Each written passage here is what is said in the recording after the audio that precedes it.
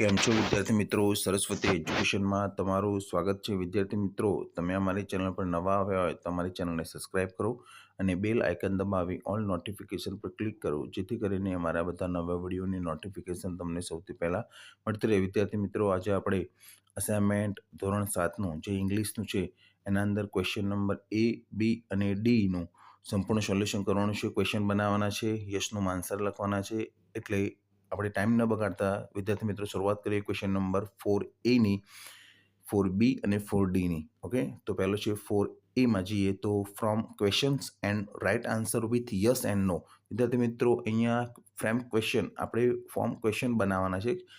ક્વેશ્ચનના form બનાવવાના છે, question interrogative કરવાના છે અને પછી યસ અને નોમાં આપણે આન્સર આપવાના છે. તો અહીંયા જોઈએ તો પહેલું Meena ટોર the paper.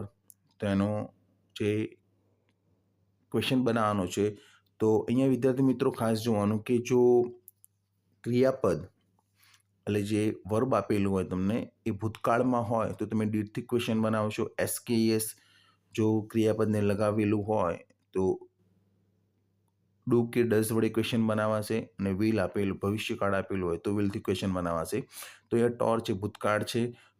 Did Meena tear the paper, તો yes she did, no she didn't. વિદ્યાર્થી મિત્રો, અહીંયા ટોરનો ટેર થઈ જાય, ટોર ભૂતકાળ છે એનું ટેર થઈ જાય. અને પછી યસમાં જવાબ આપે તો મીના કોણ છે? તેનું સર્વનામ સી, તો મીના છોકરી છે એટલે સી ડીડ અને નો સી ડીડન્ટ. ઓકે, તો આ પહેલો answer. Uma and Sonal sang a song. વિદ્યાર્થી મિત્રો, અહીંયા સેંગ આપેલું છે. સેંગ એટલે ભૂતકાળ એટલે કે ડીડથી ક્વેશ્ચન પૂછાશે. Did Uma and Sonal sing a song, તો યસ. હવે ઉમા એન્ડ સોનલ બે વ્યક્તિ થઈ ગયા એટલે ધે મુકાશે. Yes they did, no they didn't. ત્રીજો આન્સર જો વિદ્યાર્થી મિત્રો, ગીતા હેલ્પ્સ હર ફ્રેન્ડ. વિદ્યાર્થી મિત્રો ખાસ જોજો કે હેલ્પ્સ આપેલું છે. હેલ્પ્સ એ અને અહીંયા કૌંસ તમને કર્તા તરીકે ગીતા આપેલી છે સબ્જેક્ટ તરીકે. તો અહીંયા આપણે ધ્યાન રાખવાનું કે જ્યારે આપણે હેલ્પ્સ આપે એટલે ક્રિયાપદને પાછળ એસકેએસ આપે તો ડુ કે ડઝથી ક્વેશ્ચન પૂછાય. પણ ડુથી ક્વેશ્ચન કેમ ના પૂછાય? કારણ કે સબ્જેક્ટ તરીકે ગીતા છે, બરાબર. ગીતા એક વચન છે. જો બહુવચન કે આઈ, વી, યુ કે ધે કે કોઈ બહુવચન આપે તો તમે ડુથી ક્વેશ્ચન પૂછી શકો છો. ઓકે, તો અહીંયા ડઝથી ક્વેશ્ચન પૂછાય. જ્યારે ડઝથી ક્વેશ્ચન પૂછો ત્યારે હેલ્પ્સમાંથી એસ એ રિમૂવ થાય છે એટલે કે હેલ્પ થઈ જાય છે. Okay, does Gita help her friend? Yes she does, no she doesn't. હવે વિદ્યાર્થી મિત્રો અહીંયા જો ધે સેલ બુક્સ. હવે આપણે આગળ વાત કરી કે ડુ ક્યારે મુકાય, તો ડુ ધેમાં મુકાશે. અહીંયા સેલ છે તો સેલનો સેલ રહેશે, મૂળરૂપ જ રહેશે. Do they sell books? Yes they do, they do not. બરાબર, ડુ નોટ લખો, ડોન્ટ લખો, ચાલે. Akash will tell a story. અહીંયા વિલ છે, ભવિષ્યકાળ છે, તો will Akash tell a story? Yes he will, no he won't. Ali will buy books.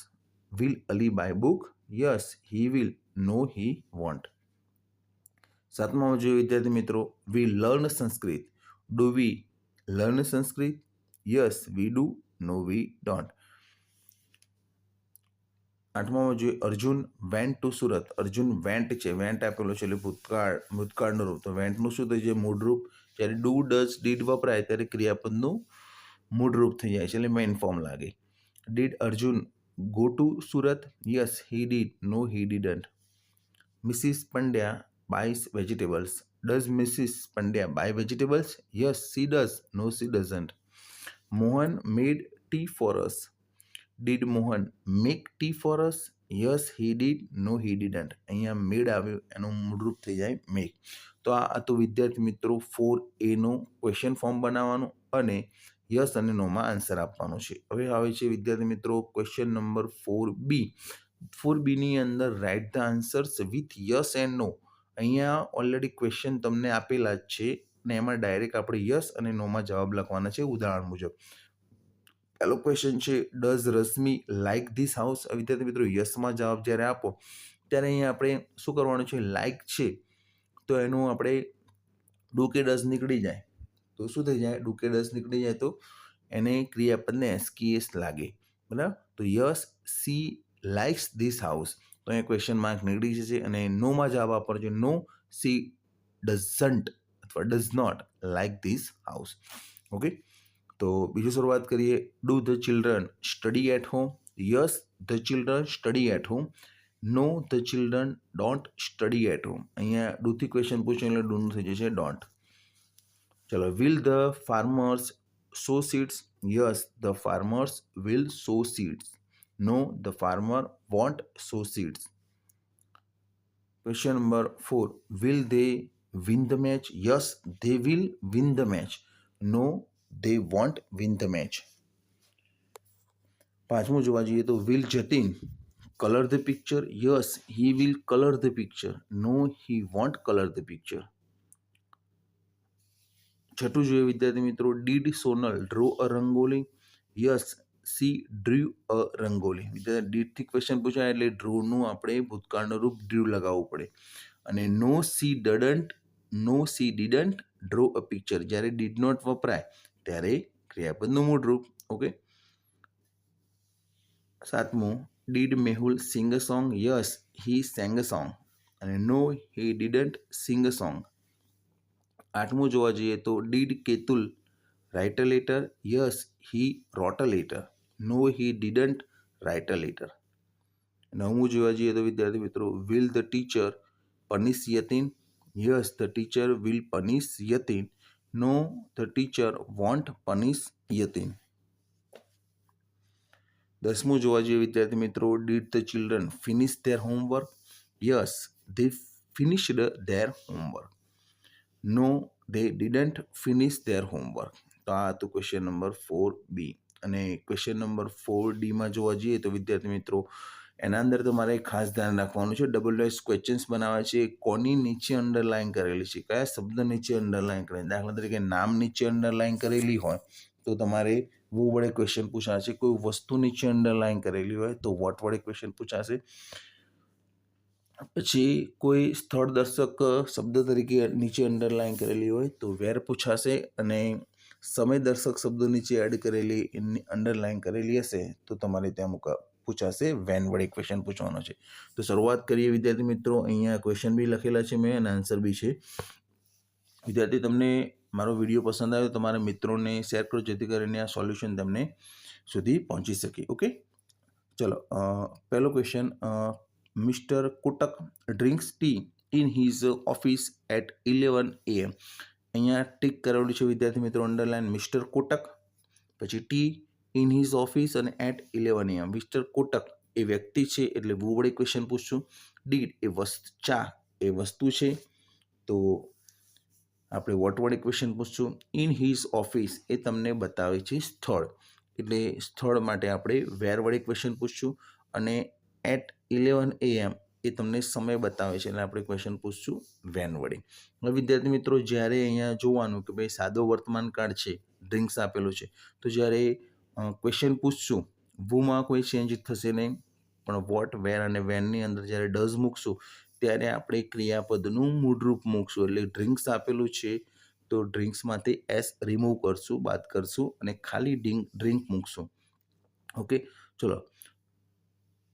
વાક્ય કયા કાળમાં આપેલું છે એના ઉપર ફોકસ થશે વિદ્યાર્થી મિત્રો. તો પહેલો જવાબ કરીએ, who drinks tea in his office at 11 AM. એ ક્વેશ્ચન માર્ક કરવાનું ભૂલવાનું નહીં તમારે. ઓકે. બીજો છે ટી, તો what does mister Kotak drink in his office at 11 AM. અહીં વિદ્યાર્થી મિત્રો ટી નીચે અંડરલાઇન કરેલી છે. જે વિદ્યાર્થી મિત્રો ખાસ ધ્યાન રાખવાનું, જે નીચે અંડરલાઇન કરેલું, જે શબ્દ નીચે અંડરલાઇન કરેલો હોય એ શબ્દ પછી ક્વેશ્ચન માર્કમાં આવે નહીં. ક્વેશ્ચન બનાવો ત્યારે એ શબ્દ નીકળી જાય. જો અહીંયા ટી વડે વોટ એટલે ટી, તો ટી શબ્દ અહીંયા ના આવે. જો what does mister Kotak drink in his office at 11 AM. Okay, એ જ પ્રમાણે ઇન હિઝ ઓફિસ એટલે where does mister Kotak drink tea at 11 AM. અને છેલ્લામાં છે એટ 11 AM. તો when does mister Kotak drink tea in his office. તો આ રીતે તમારે ક્વેશ્ચન બનાવવાના છે, ખાસ કોઈ ભૂલવાનું નથી. હવે બીજો આન્સર જોઈએ વિદ્યાર્થી મિત્રો. Mrs Vyas teaches English at her house. એટલે તેમના ઘેર એવરી સેટરડે એટલે દર શનિવારે. તો મિસિસ વ્યાસ એ વો વડે ક્વેશ્ચન બનાવાશે. Who teaches English at her house every Saturday. હવે આવે છે ઇંગ્લિશ, શું ભણાવે છે. અહીંયા બે રીતે ક્વેશ્ચન પૂછે. વિચ સબ્જેક્ટ, ધ્યાન આપજો, ખાસ ધ્યાન આપજો. અને વોટથી પણ ભણાવે, શું ભણાવે છે એના ઘરે. દર શનિવારે? તો કે ભાઈ ઇંગ્લિશ. તો what does Mrs Vyas teach at her house every Saturday? પછી આવે છે એટ હર હાઉસ એટલે ક્યાં ભણાવે છે English?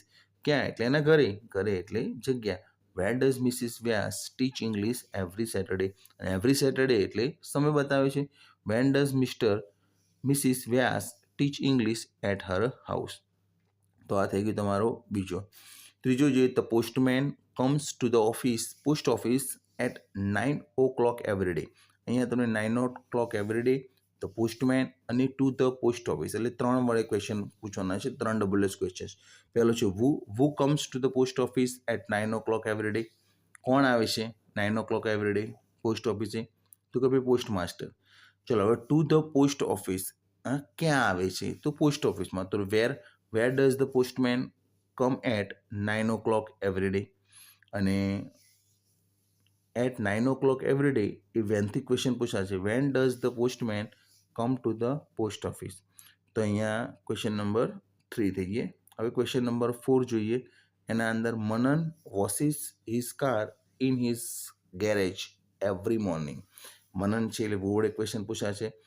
વુ washes his car in the garage every morning. His car એટલે શું ધોવે છે એના ગેરેજમાં દરરોજ?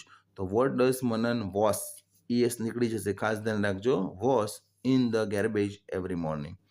અહીંયા SKS તમે રાખશો તો તમારું ખોટું પડશે વિદ્યાર્થી મિત્રો. ચલો પછી આવે છે ઇન ધ ગેરેજ. ગેરેજની અંદર ક્યાં એટલે જગ્યા બતાવી. Where does Manan wash his car every morning? અને એવરી મોર્નિંગનો મતલબ થાય વેન. વેનથી ક્વેશ્ચન પૂછાશે. When does Manan wash his car in the garage? હવે આવે છે પાંચમો. Ramu waters the rose plant in the garden every evening. અહીંયા રામુ છે એટલે વુ વડે ક્વેશ્ચન પૂછાશે. Who waters the rose plants in the garden every evening? The rose plant શું? તો what does Ramu water in the garden every evening? પછી આવે છે ઇન ધ ગાર્ડન, એ તમને જગ્યા બતાવે છે. Where does Ramu water the rose plants every morning every evening? અને એવરી ઇવનિંગ તમને બતાવે છે when. When does Ramu water the rose plants in the garden?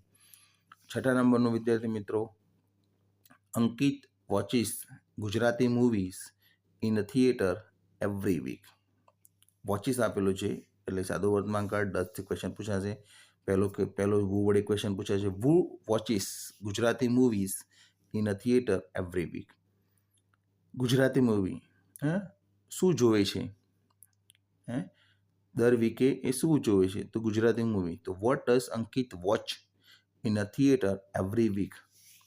In a theatre એટલે where does Ankit watch Gujarati movies every week? અને every week એટલે દર અઠવાડિયે.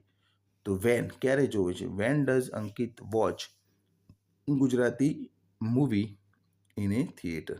તો આ તો ક્વેશ્ચન નંબર 7 અને ક્વેશ્ચન નંબર 6 હતો. હવે ક્વેશ્ચન નંબર 7 આવ્યો. The girls draw a rangoli in the classroom during Diwali. Diwali દરમિયાન છોકરીઓ શું ડ્રો કરે છે? રંગોલી. વિદ્યાર્થી મિત્રો હવે જો કર્તા તરીકે ધ ગર્લ્સ, સબ્જેક્ટ તરીકે ધ ગર્લ્સ, બહુવચન આવ્યું તો અહીંયા ડ્રો આપેલું છે.